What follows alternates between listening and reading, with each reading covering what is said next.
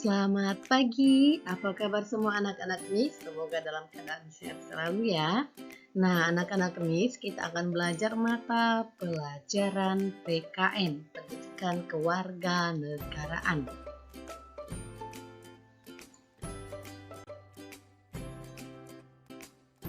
Nah, anak-anak Miss, dalam pertemuan ini kita juga masih membahas mengenai hak, kewajiban, dan tanggung jawab. Nah, kemarin kita sudah membahas apa itu hak, apa itu kewajiban, dan tanggung jawab. Nah, sekarang kita akan membahas mengenai apa itu perbedaan antara hak, kewajiban, dan tanggung jawab. Nah, anak-anak Miss, perlu kamu ketahui bahwa setiap manusia memiliki hak, kewajiban, dan tanggung jawab yang berbeda-beda. Nah, berikut contoh hak, kewajiban, dan tanggung jawab sebagai warga masyarakat. Adapun yang menjadi hak kita sebagai warga masyarakat yaitu yang pertama adalah memperoleh udara yang bersih. Nah, kemudian mendapatkan hak kita lagi yaitu sebagai siswa mendapatkan nilai yang bagus. Nah, lalu kewajiban. Nah, ketika tadi yang menjadi hak kita sebagai warga masyarakat memperoleh udara yang bersih, maka kewajiban kita menjaga kebersihan lingkungan. Seperti itu ya, harus selaras. Jangan kita berharap memiliki hak untuk mendapatkan udara bersih, tapi kita mau membuat udara itu tercemar. Contohnya, yaitu contoh kecilnya, ya kan, ketika musim kemarau, kita menyapu halaman tanpa terlebih dahulu. Menyiramnya pasti itu akan membuat banyak debu. Nah, itu kan akan mengganggu sekitaran kita untuk memperoleh udara yang bersih gitu. Jadi kita pun harus saling menjaga untuk kebersihan lingkungan. Nah, kemudian ketika di sekolah kita memiliki hak mendapatkan nilai yang bagus, maka kewajiban kita adalah belajar dengan sungguh-sungguh. Jangan menuntut ingin mendapatkan nilai yang bagus, mendapatkan nilai 90, dapatkan nilai 96 ataupun 100 seperti itu ya, tapi kita tidak belajar dengan sungguh-sungguh. Tidak ya nak, harus sejalan. Ketika kita belajar dengan sungguh-sungguh, maka kita akan berhak mendapatkan nilai yang bagus. Nah, kemudian tanggung jawab. Nah, selaras dengan hak dan kewajiban yang berikut ini, maka tanggung jawabnya adalah melakukan kerja bakti. Nah, ketika dilakukan kerja bakti di lingkungan sekitar, maka itu menjadi tanggung jawab bersama. Jangan merasa itu hanya tanggung jawab orang lain ya. Ketika susah-susahnya kita merasa udahlah mereka aja yang mengerjakan, nggak boleh ya. Harus memiliki rasa tanggung jawab untuk ikut melakukan kerja bakti seperti itu. Nah, kemudian hak dan kewajiban yang disampaikan ini untuk yang contohnya di sekolah, maka selaras dengan itu tanggung jawabnya adalah melaksanakan piket kelas. Nah, setiap kelas sewaktu kita belajar tatap muka pasti itu ada yang namanya piket kelas ya nak.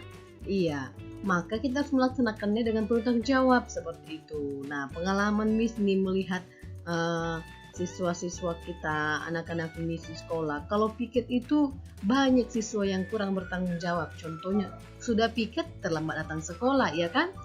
Udah itu kalau dia piket, dia kadang hanya memilih pekerjaan yang ringan. Aku buang sampah ya gitu. Ayo, siapa yang pernah seperti itu? Nah, dia tidak mau bagian menyapu. Dia rasa capek lah aku nyapu, capek lah aku ngepel. Nah gitu. Kadang yang mengangkat air pun dia nggak mau. Aku buang sampah aja lah, ngutip sampah aja gitu. Dia berarti itu merupakan sosok siswa yang kurang bertanggung jawab. Nah, kalau kita pikir kelas harus bertanggung jawab bagaimana supaya kelas itu sampai bersih. Oke, kita lanjut. Nah, hak, kewajiban, dan tanggung jawab sebagai warga masyarakat. Nah, anak-anak Miss, coba perhatikan gambar yang ada pada slide. Ini merupakan contoh dari kerja bakti. Nah, kewajiban membersihkan lingkungan. Tanggung jawab membersihkan selokan dan mengumpulkan sampah. Hak kita adalah merasakan lingkungan yang bersih dan indah serta bebas dari penyakit. Jadi ketika kita menuntut suatu hak kita, yang menjadi hak kita, maka jangan lupa kita harus terlebih dahulu melaksanakan kewajiban kita dengan penuh tanggung jawab. Ingat ya nak? Oke, kemudian contoh berikutnya, musyawarah pembagian jadwal siskamling. Nah, yang menjadi kewajiban kita selalu ya harus diawali dengan kewajiban mengikuti tata tertib musyawarah, ya. Kemudian tanggung jawab kita menghargai pendapat orang lain dan menerima hasil musyawarah dengan lapang dada. Ini merupakan pengamalan sila sila keempat. Nah, jadi anak-anak Miss, dari tanggung jawab kita, maka berhaklah kita mengajukan pendapat seperti itu ya. Oke, jadi segala sesuatu kehidupan yang kita jalani itu harus selaras dengan nilai-nilai dari sila-sila Pancasila yang menjadi pedoman hidup masyarakat Indonesia. Nah, oke anak-anak Miss.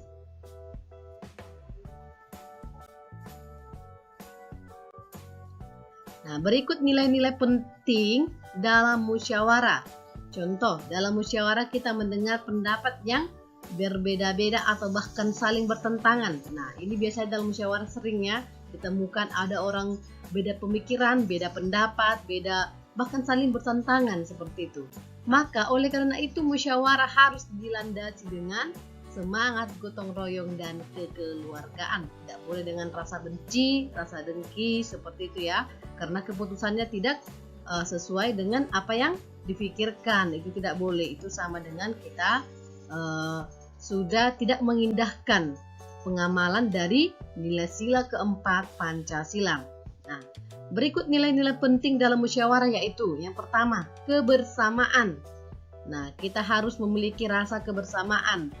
Kita harus sama-sama menyadari bahwasannya kita yang sedang bermusyawarah adalah sama-sama rakyat Indonesia memiliki hak yang sama. Kemudian kebebasan berpendapat. Siapa saja bebas untuk berpendapat dengan catatan pasti harus memiliki sikap yang sopan, sikap yang baik, ya kan? Kemudian menghargai orang lain. Nah, ketika kita memiliki pendapat tetapi disanggah oleh pendapat orang lain, kita tidak boleh langsung merasa pendapat kita yang paling benar.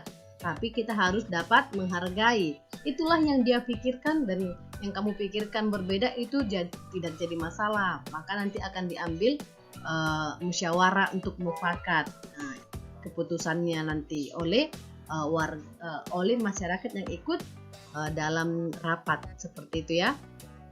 Nah, persamaan hak dan berjiwa besar. Nah, kita harus menyadari bahwa kita memiliki hak yang sama dan kita harus berjiwa besar, harus lapang dada ketika pendapat kita tidak menjadi suatu keputusan. Oke, kemudian lapang dada dan menerima hasil musyawarah ya. Seperti yang disampaikan tadi, ketika tadi hasil musyawarah ternyata pendapat kita tidak disetujui, yang disetujui adalah pendapat orang lain, maka kita harus menerimanya dengan lapang dada. Kemudian tanggung jawab untuk melaksanakan hasil musyawarah. Nah, ketika sudah dimusyawarakan suatu keputusan untuk mufakat seperti itu ya, maka tanggung jawab kita harus melaksanakan hasil musyawarah. Misalnya yang menjadi kesepakatan bukan pendapat kamu, contohnya pendapat orang lain. Nah, tapi untuk melaksanakannya harus semuanya karena itu sudah menjadi hasil dari musyawarah. Oke, jangan nanti bilangnya itu kan pendapatnya si A, Miss, jadi saya tidak ikut melaksanakan. Tidak, namanya juga sudah hasil musyawarah, itu menjadi pendapat kita bersama. Seperti itu ya nak. Oke.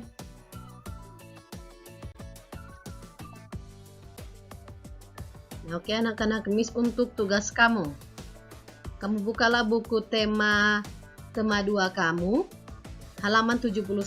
Nah, di sini pada halaman 71 ada tabel. Silakan tuliskan hak, kewajiban dan tanggung jawab yang dimiliki masing-masing anggota keluarga kamu. Nah, untuk anggota keluarga ini kamu tuliskan yang ada di rumah ya. Oke.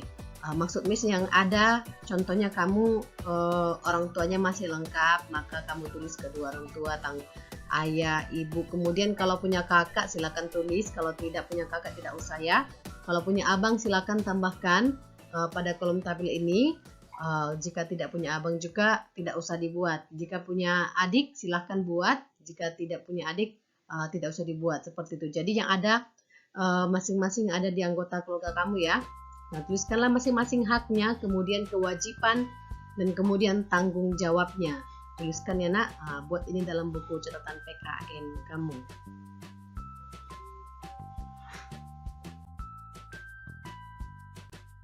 Oke anak-anak Miss semua, demikianlah pembelajaran kita pada pagi hari ini, mata pelajaran PKN. Tetap semangat ya buat anak-anak Miss, dikerjakan tugasnya, tugas PKN hanya ada satu. Oke, selamat pagi.